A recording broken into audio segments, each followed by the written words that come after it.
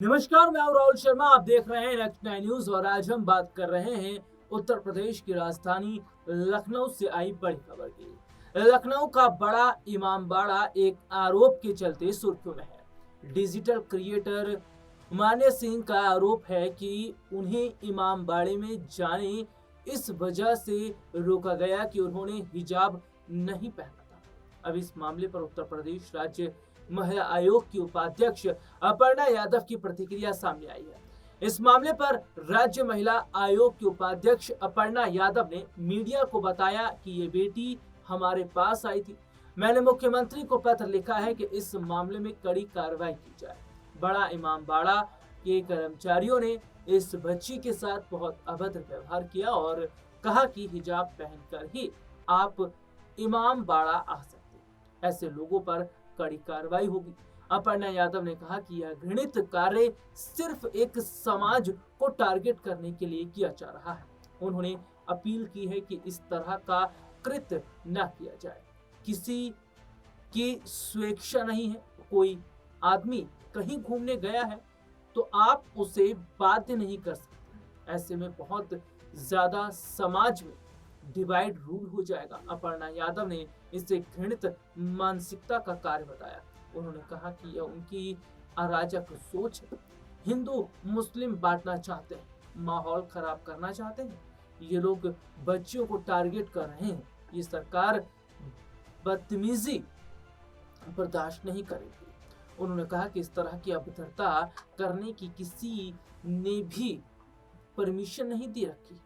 दरअसल यह पूरा मामला लखनऊ स्थित बड़ा इमामबाड़ा से सामने आया है। डिजिटल क्रिएटर मान्या सिंह ने फेसबुक पर वीडियो शेयर कर आरोप लगाया कि इमामबाड़ा में कहा गया कि हिजाब पहनकर आओ। मान्या सिंह का आरोप उनका कहना है कि इमामबाड़े में कहा गया है कि इन लोगों को बाहर निकाल दिया जाए, बगैर हिजाब यहाँ आना मना है। मान्य सिंह के मुताबिक इमामबाड़ा में मौजूद शख्स ने कहा कि दुपट्टा लेकर आओ। हालांकि मान्य सिंह ने सवाल उठाए कि क्या पहने और क्या नहीं पहने, अब ये लोग तय करेंगे। दरअसल अपने दर्शकों को बता दें कि उत्तर प्रदेश में होने वाले विधानसभा चुनाव से पहले अब एक बार फिर से मुस्लिम और हिंदू राजनीति शुरू हो गई है। हिंदू मुस्लिम की राजनीति से न सिर्फ इससे सियासी माहौल और ज्यादा गर्माएगा, बल्कि प्रदेश की राजनीति पर भी फर्क पड़ेगा।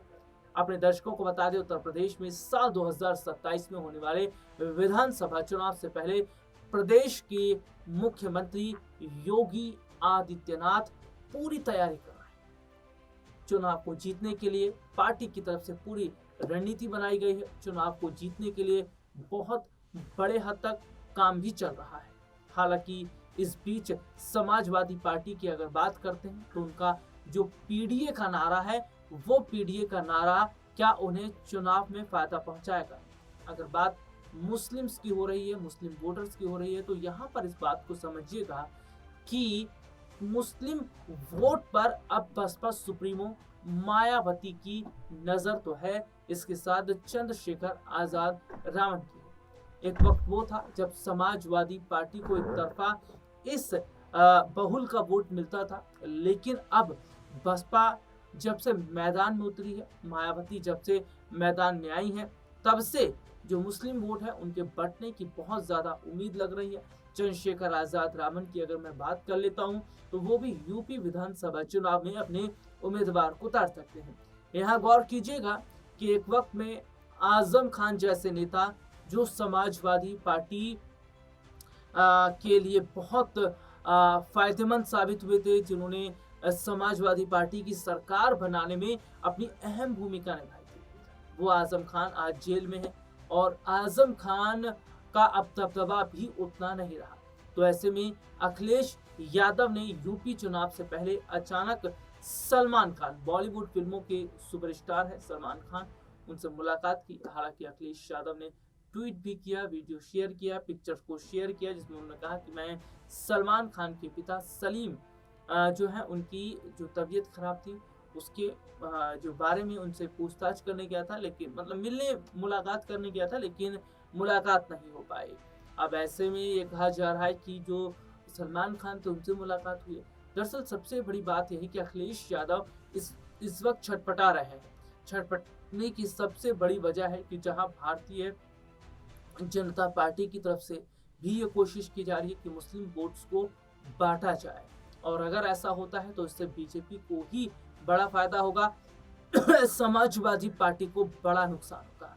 अब अखिलेश यादव की पार्टी में हाल ही में कुछ समय पहले एक बड़े चेहरे जो है वो शामिल हुए हैं। बसपा में एक वक्त जो है उनका दबदबा था, फिर कांग्रेस की तरफ आए नसीमुद्दीन सिद्दीकी का मैं यहाँ जिक्र कर रहा हूँ, और जिस तरीके से नसीमुद्दीन जो है अब समाजवादी पार्टी में आए हैं। अब क्या पश्चिमी उत्तर प्रदेश की मैं खास तौर पर बात करता हूँ, तो क्या पश्चिमी उत्तर प्रदेश के मुसलमानों पर वो पकड़ बना पाएंगे? देखिए, यहाँ पर गौर करने वाली बात ये बन जाती है कि पश्चिमी उत्तर प्रदेश को जिस तरीके से अब वहाँ पर अपनी पैठ बनाने की कोशिश समाजवादी पार्टी कर रही है।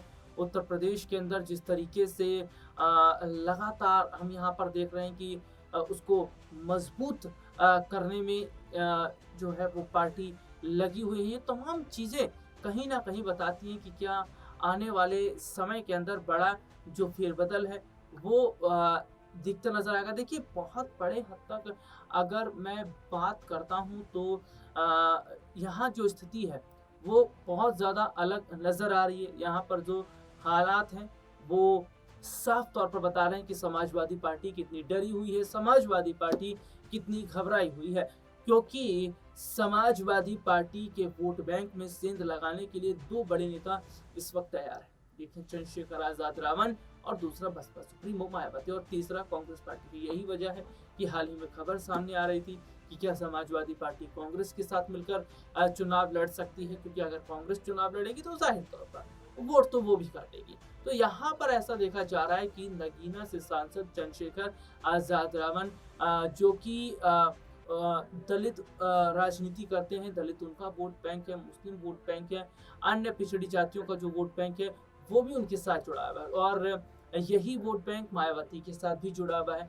तो ऐसे में चंद्रशेखर आजाद रावण और मायावती जो है वो अखिलेश यादव के लिए मुश्किलें खड़ी कर रहे हैं। हालांकि भारतीय जनता पार्टी का जो वोट बैंक है वो कहीं जाता नहीं है, क्योंकि हिंदुओं का जो वोट है वो ज्यादातर जो वोट है वो बीजेपी के लिए जाता है, ब्राह्मणों का, ठाकुरों का वोट भारतीय जनता पार्टी के लिए जाता है। तो जो तस्वीर इस वक्त की दिखाई दे रही है, जो हालात इस वक्त की दिखाई दे रहे हैं, वो ये साफ तौर पर बताते हैं कि क्या जो स्थिति इस वक्त की है वो वाकई ये है कि समाजवादी पार्टी तैयारी तो कर रही है 2027 के चुनाव को जीतने के लिए, पूरी रणनीति बना रही है, लेकिन क्या उस रणनीति का फायदा उन्हें मिल पाएगा?